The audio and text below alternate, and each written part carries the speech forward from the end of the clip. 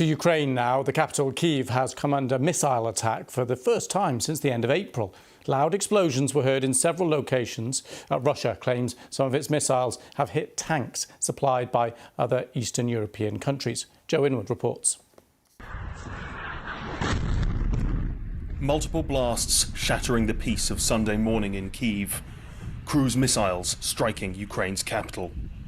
Russia says it was targeting tanks and armoured vehicles donated by the Eastern Europeans. It's not possible to independently verify that fact. Now, one of two sites that was hit is said to be a train repair facility just 100 yards or so down a road there. As you can see, it's in the middle of a busy residential district. This is a city that had maybe been lulled into a false sense of security.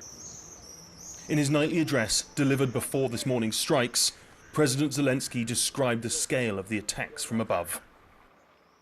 As of this morning, the total number of various Russian missiles used against Ukraine is 2,503. Much of the damage to Ukraine has happened in the east of the country, the area known as the Donbass. In the town of Soledar, not far from the front, people there were also dealing with the aftermath of a missile strike. One man blamed the proximity of Ukrainian soldiers to his house.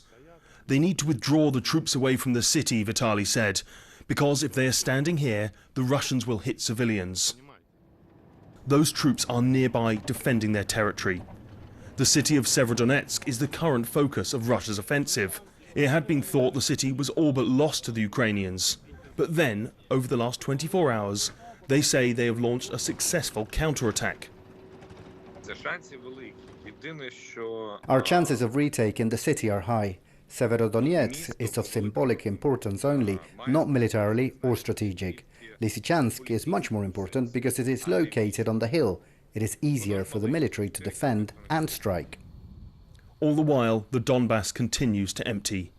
People in towns like Slovyansk know that as long as Russia is on their doorstep, they will not be safe if they stay. Joe Inwood, BBC News, Kyiv. And staying with Ukraine, Russia's President Putin has threatened to attack new targets if Western countries supply Ukraine with longer-range missiles. In a TV interview, the Russian leader said the aim of giving Ukraine such weapons appeared to be to drag out the conflict as long as possible. Last week, the US agreed to supply Ukraine with longer-range rockets, which Ukrainian officials say will be a game-changer in countering the Russian offensive. But in his latest remarks, Putin insisted this would not change anything on the battlefield.